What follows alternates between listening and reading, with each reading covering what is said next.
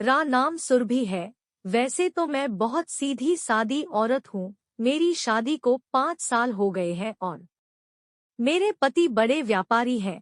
उनका काम घर पर भी चलता है, अपने लैपटॉप पर। वो रात को 12 से 1 बजे तक काम करते रहते हैं। तो मैं रात को देर तक अपने लैपटॉप पर ऑर्कुट पर चैटिंग करती रहती हूँ। वैसे तो मेरे प्रोफाइल में ज्यादा लड़कियों को ही ऐड किया हुआ है। उनसे के विषय पर बात करते हुए अपने आप को थोड़ा रिलैक्स कर लेती हूँ। वैसे मेरे पति को मुखमैथुन का बहुत शौक है, मुझे ऐसा करना होता ही है। वैसे शुरू में तो मुझे कोई परेशानी नहीं होती थी, पर मुझे नीचे की भी शांति की जरूरत होती है। इस बारे में मेरे पति से कहती हूँ तो वो टाल जाते हैं, कहते हैं थोड़ा कर दो, फिर करता हूँ। वो कभी करते भी हैं तो कम समय में ही झड़ जाते हैं, तो कुछ हो भी नहीं पाता है। मुझे संतुष्टि नहीं मिलती है, मुझे और ज्यादा की जरूरत होती है तो थोड़ा खुद हाथ से शांत कर लेती हूँ, पर जो शांति औजार से मिलती है वो मुझे शादी के 1 साल तक ही मिल पाई। मैं परेशान रहने लगी कि औरत की चुदास को शांत करना बहुत मुश्किल काम है। यह बात एक औरत के अलावा कोई नहीं जान सकता, कम से कम मर्द नहीं समझ सकता है। उसको वीर्य पतन तक ही मतलब होता है, उसके बाद औरत का क्या हाल है वो जाने बिना ही सो जाते हैं। यह मैंने बहुत सालों बाद अनुभव किया है। पूरी दुनिया में ऐसे लाखों औरतें हैं जो इस परेशानी से जूझ रही हैं, पर कोई चारा नहीं है, तो बस बर्दाश्त करके घुट घुट कर जी रही है। मैं अपने बारे में बताती हूँ। मुझे देखकर कॉलेज के ज़माने में लड़के मुझ पर मरते थे और आज भी कई लड़के और मर्द अपनी जान देने के लिए तैयार रहते हैं।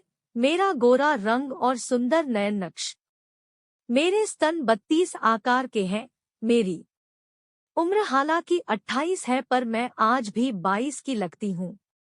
मेरे पति विनोद जो 34 साल के हैं, वैसे हैं वो भी काफी खूबसूरत, पर मुझे सेक्स में शांत नहीं कर पाते हैं। और एक बात, मेरे पति विनोद का कोई चक्कर भी है शायद, ऐसा मुझे शक है। क्योंकि इतनी सुंदर बीवी को कोई ठीक से करे तो उसको आप क्या समझेंगे कि या तो वो मूर्ख है या कोई चक्कर है। खैर, अब मैं कहानी पर आती हूँ। विनोद का यूं बार बार बाहर जाना, कभी बॉम्बे, कभी दिल्ली तो कभी विदेश, महीने में 10 से 15 दिन का टूर होता है, जो मुझे परेशान रखता है। चाहे मुखमैथुन ही सही, पर उनका सुंदर देखने को तो मिल जाता है ना। कहानी की शुरुआत होती है बहुत भावुक माहौल से। एक बार ये जयपुर गए थे और रास्ते में बस दुर्घटना हो गई। यह खबर देने के लिए इनका दोस्त सुनील आया। मैं नहा रही थी, बाथरूम में थी। भाभी, भाभी, आवाज दी उसने। आप कहाँ है? मैंने कहा मैं बाथरूम में हूँ। उसकी आवाज में बहुत खौफ और दर्द था, वो रुआसा हो रहा था। मैंने कहा क्या हुआ सुनील जी? मैंने बाथरूम से ही कहा। सुनील ने कहा विनोद का फोन आया क्या? मैंने कहा नहीं। तुमने किया क्या? मैंने कहा नहीं। मैंने कहा क्या हुआ? जल्दी बताओ। कैसे बताऊं भाभी? जिस वोल्वो गाड़ी से विनोद जा रहा था वो दुर्घटनाग्रस्त हो गई है। मैंने अभी समाचार में सुना है, और बहुत बड़ा नुकसान हुआ है। और विनोद का फोन भी नहीं लग रहा है। मैं बेहोश होने लगी। मैं नहा रही थी, बस तौलिए में थी, मेरे हाथ में नाइटी लगी और ऐसे ही बाहर आ गई। मुझे होश भी नहीं रहा कि मैं कैसे हूँ, और रोते हुए सुनील से लिपट गई। सुनील मुझे दिलासा देने लगा, कुछ नहीं होगा भाभी, आप चिंता न करो। मैं सिर्फ पैंटी में थी और वक्ष पर तौलिया था जो आधे ही चूचों को ढक रहा था। मेरी पीठ नंगी थी जिस पर सुनील हाथ फेर रहा था मुझे दिलासा देने के लिए। मैं उससे चिपक कर रो रही थी। मुझे यह भी होश नहीं था कि मैं पूरी तरह से नंगी हूँ और मेरे उरोज उसके जिस्म से चिपक रहे हैं, पर उस समय ऐसा नहीं था। इतने में मेरा फोन बजा। मैं कमरे की तरफ भागी, मेरे साथ साथ सुनील भी था। शुक्र है विनोद का फोन था। मैंने जल्दी से फोन उठाया। तुम कहाँ हो विनोद? क्या कर रहे हो? क्या हाल है? सारे सवाल एक साथ दाग दिए मैंने। विनोद ने कहा, घबराना मत, मुझे कुछ नहीं हुआ है। मुझे पता था कि तुमको खबर जरूर लग गई होगी, तो तुम्हारा फोन क्यों नहीं लग रहा था? विनोद ने कहा, मेरा फोन खराब हो गया है, टूट गया है। मैं दूसरे मोबाइल में सिम डालकर तुमको फोन कर रहा हूँ और फिर से जयपुर जा रहा हूँ दूसरी गाड़ी में। वैसे बहुत से यात्रियों को चोट आई है और 3 तो मर भी गए हैं, पर मुझे कुछ नहीं हुआ है। मैंने कहा, चलो ठीक है कि तुमको कुछ नहीं हुआ यार। सुनील ने खबर दी, मैं मर जाती तुम्हारे बिना, और फिर से रोने लगी। इतने में फोन कट गया लाइन की खराबी के कारण। मुझे रोता देख सुनील फिर से मेरे पीठ पर हाथ फेरने लगा और मैं उससे लिपट गई। अब तक मैं नंगी थी और मुझे यह एहसास भी नहीं था। क्या आप मानेंगे मेरी बात को? पर यही सच है।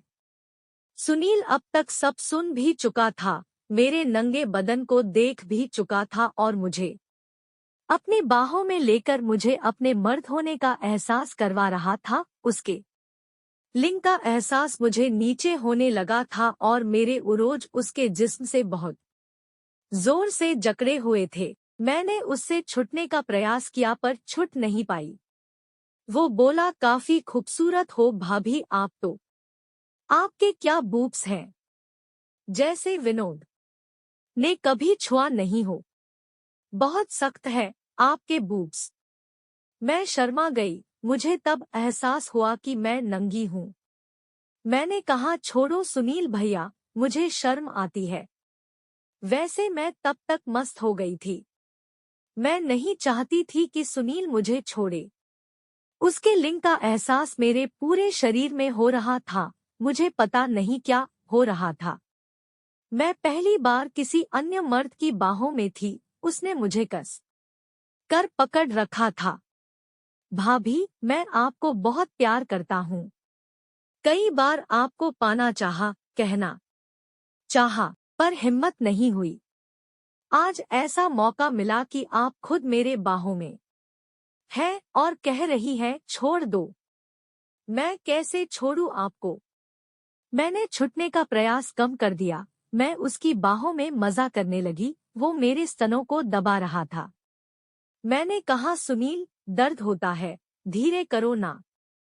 यह सुनकर सुनील की हिम्मत बढ़ गई और उसने अपनी पैंट उतार दी। मेरा हाथ उसके औजार पर जा रहा था। मैं उसका औजार में लेकर सहलाने लगी। अब बस यह चाह रही थी कि वो अपनी चड्डी हटा दे और मेरी में अपना औजार डाले। वैसे सुनील का औजार विनोद से कुछ छोटा ही लग रहा था। मैंने बिस्तर पर लेटते हुए कहा, सुनील, अब देर न करो।